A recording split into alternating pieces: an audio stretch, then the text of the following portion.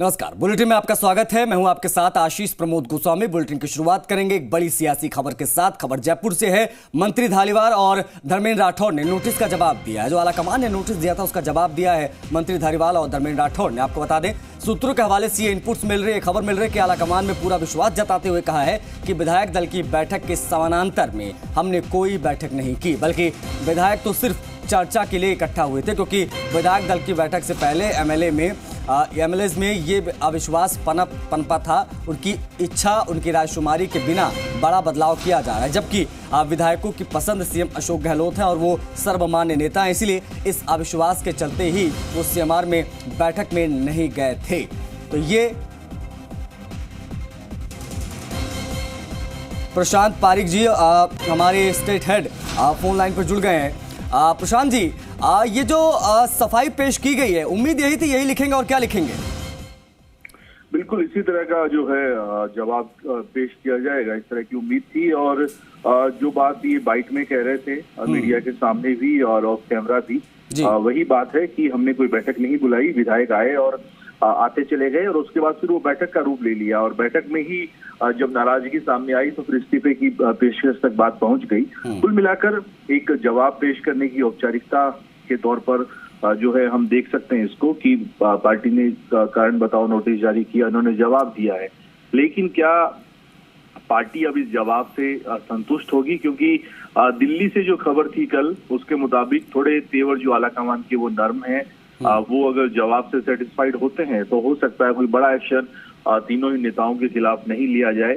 अभी धर्मेंद्र राठौड़ और शांति धारीवाल ने जवाब भेजा है। महेश जोशी के जवाब का इंतजार है कि वो क्या लिखते हैं, लेकिन अमूमन इसी तरह की भाषा जो है वो हम उसमें भी देखेंगे। वही अशोक गहलोत की लीडरशिप में भरोसा, आलाकमान के प्रति निष्ठा और बताएंगे कि जो है सभी सामूहिक तौर पर जो विधायकों की भावना थी वही डिसीजन हमने लिया। हमने आलाकमान के खिलाफ जाने की कोई गुस्ताखी नहीं की है। तो कुल मिला के जवाब देने की प्रक्रिया और अब दिल्ली पे नजर रहेगी कि महेश जोशी का जवाब जाए और वहां से फिर क्या फरमान जारी है। सुशांत जी, एक चीज मैं अगर याद करूं तो आपको याद होगा कि जब ये सब पूरा घटना घटी थी उसके तत्काल बाद धारीवाल साहब के बयान आए थे। उन्होंने बाकायदा माकन साहब को टारगेट किया था और नाम लेकर बाकायदा पॉइंट करके कहा गया था कि ये जानबूझकर हम पर कुछ थोपने आए थे जिसका हमने बहिष्कार किया। अब ये सब बयान एक तरफ, ये चिट्ठी एक तरफ और आला कमान का मूड एक तरफ, क्या लगता है? देखिए, इसमें भी इस बात का हवाला तो है कि जो दिल्ली से संदेश आया था एक लाइन का, वो उसके जरिए ये संदेश देने की कोशिश थी कि मुख्यमंत्री बदला जा रहा है और मुख्यमंत्री अशोक गहलोत के अलावा विधायकों को दूसरा मंजूर नहीं है। इस बात का हवाला उल्लेख तो दिया गया। हालांकि जो डिटेल मिली है उसमें अजय माकन का डायरेक्ट नाम नहीं होगा, जिस तरह की जानकारी मिल रही है।